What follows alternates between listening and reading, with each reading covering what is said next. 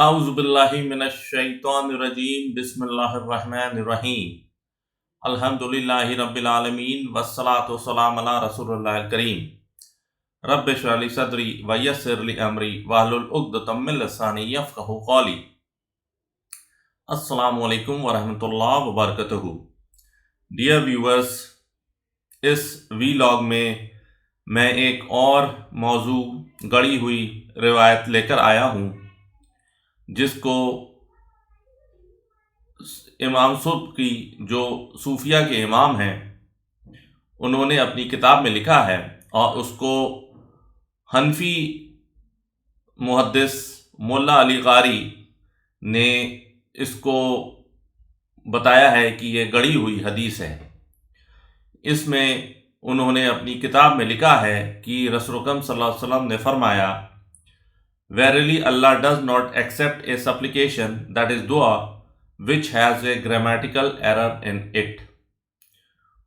उसमें उन्होंने ये रसूल अकरम सल्लल्लाहु अलैहि वसल्लम पर मंसूब किया है कि रसूल अकरम सल्लल्लाहु अलैहि वसल्लम ने फरमाया कि अल्लाह ताला उस दुआ को कबूल नहीं करता जो ग्रामेटिकली लुगत के मायने में सही नहीं होता, जिसका मायना जो है वो सही नहीं होता, उसको अल्लाह ताला कबूल नहीं करता।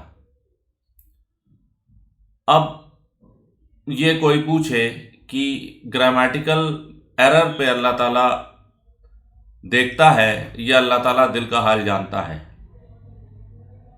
बहुत बार ऐसा होता है कि हम ज़ोहर की नियत करते हैं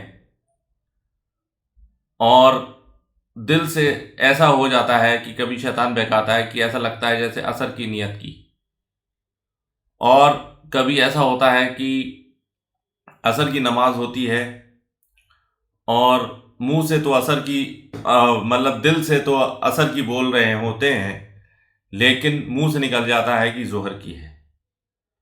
तो अल्लाह ताला तो दिलों के हाल जानता है, वो हमारे दिल की कैफियत समझता है, और हमारे मुंह से क्या निकल रहा है तो समझ नहीं आता कि इस तरीके की बातें कहाँ से आती हैं। और बहुत बार मैं अपना बताता हूँ कि मैं कहना कुछ चाह रहा होता हूँ लेकिन मुंह से कुछ निकल रहा होता है। तो अल्लाह तो उस चीज़ को जानता है कि हमारे दिल का हाल क्या है, और जो दुआ की कबूलियत है उसका जो मसरफ है वो ग्रामेटिकल एरर नहीं है। दुआ कबूल रिजेक्शन कब होगा दुआ का, उसके लिए अलग रीज़न्स हैं, और ग्रामेटिकल एरर ये रीज़न नहीं है।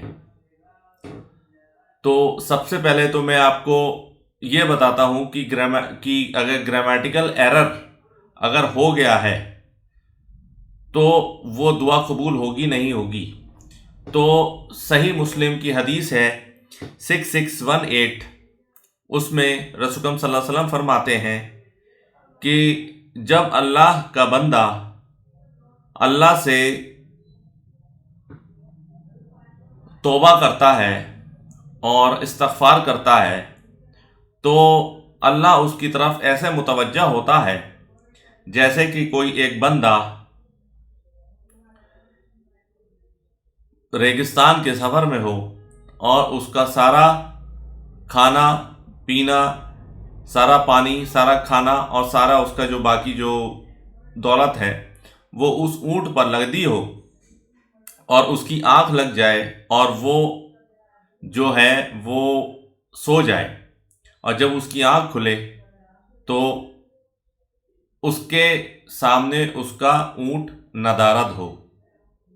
अब वो एक पहाड़ की चोटी पे चढ़ता है, वहाँ से ऊँट को देखता है, उसे नहीं दिखता, दूसरी चोटी पे चढ़ता है, ऊँट को नहीं देखता, तीसरी चोटी पे चढ़ता है, ऊँट को नहीं देखता। अब उसको अपनी सर्टेन डेथ नज़र आ रही होती है, और इसी हताशा में वो बैठा होता है, और उसकी फिर आँख लग जाती है कि उसकी आँख जब खुलती है तो उसका ऊँट वापस आ चुका होता है, और वो अपनी जो उसका जो नकेल होती है, उसका जो रस्सी होती है, रस्सी से वो अपने मालिक का हाथ जो है वो टो रहा होता है, हथेली में उसकी रस्सी लग रही होती है। अब बंदा जब उसको देखता है پہلے تو وہ موت کو سوچ رہا تھا کہ اب میں بچوں گا نہیں، لیکن جب وہ دیکھتا ہے، کیونکہ camel is the ship of the desert, تو وہ اتنا خوش ہوتا ہے، اور پھر اتنے خوش ہو کے وہ اس کے منہ سے نکل جاتا ہے کہ اللہ تو میرا بندہ اور میں تیرا رب. مطلب وہ سچ ہو کے مطلب اتنا خوش ہو جاتا ہے کہ اس کے منہ سے کفر نکل جاتا ہے، لیکن اللہ تو اس کے دل کا حال جانتا ہے کہ وہ کہنا چاہ رہا تھا کہ یا اللہ تو میرا رب میں تیرا بندہ، اور اللہ کا وہ شکر گزار ہوتا ہے.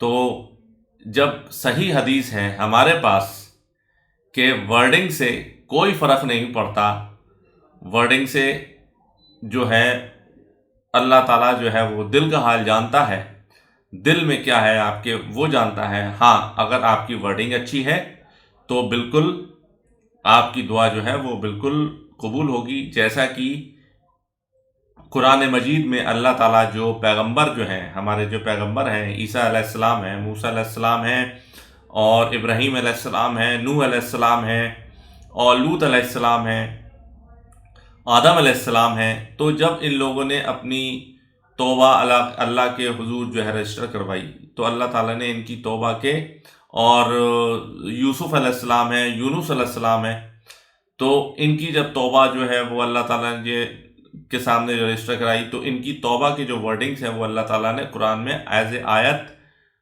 رجسٹر کیے ہوئے ہیں، قرآن میں آئے ہوئے ہیں ایز اے دعا. جیسے حضرت یونس علیہ السلام کی لا الہ الا انت سبحانک انی کنت من الظالمین، کہ اللہ تعالیٰ تو ہر غلطی سے پاک ہے، میں تیرا بندہ ہوں، مجھ سے غلطی ہو گئی اس لیے مجھے معاف کر دے.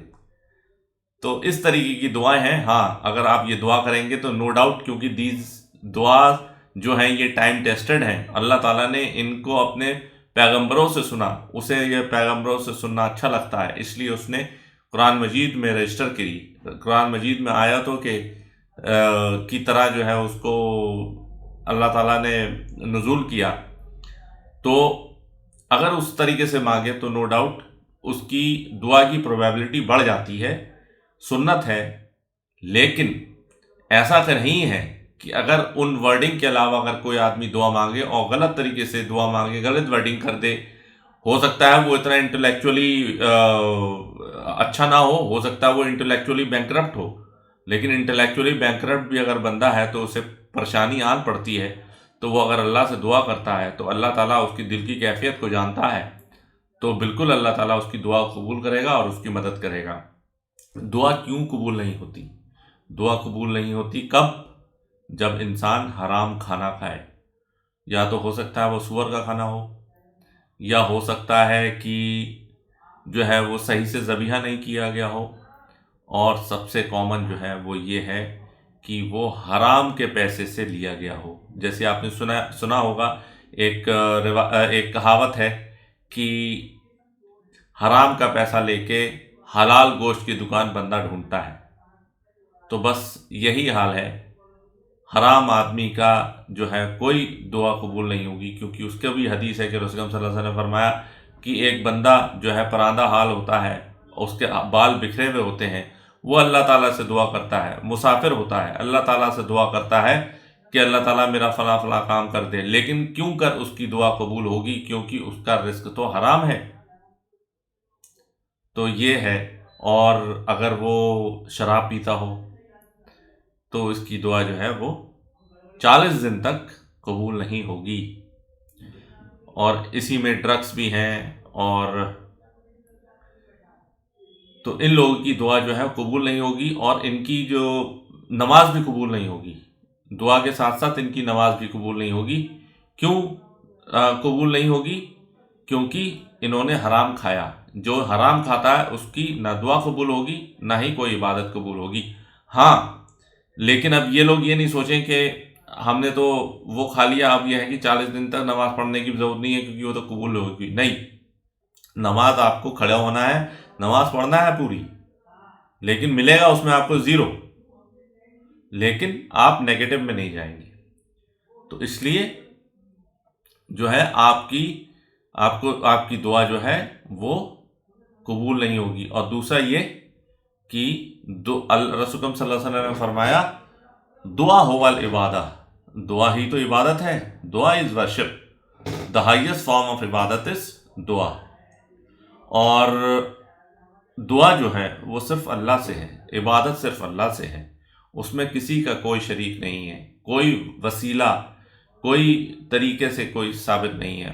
حرام وسیلہ بھی ہوتا ہے، حلال وسیلہ بھی ہوتا ہے۔ میں نے اپنے فرسٹ لیکچر میں حرام وسیلہ اور حلال وسیلہ کا تذکرہ کیا تھا، تو آپ اس کو دیکھ سکتے ہیں۔ اور اللہ تعالیٰ قرآن مجید میں فرماتا ہے Say verily my salah and my sacrifice, my living and my dying are for Allah, the Lord of the worlds۔ اللہ تعالیٰ فرماتا ہے کہ میری نماز، میری قربانی، میرا جینا، میرا مرنا سب میرے اللہ کے لیے ہے جو سارے جہاں کا مالک ہے۔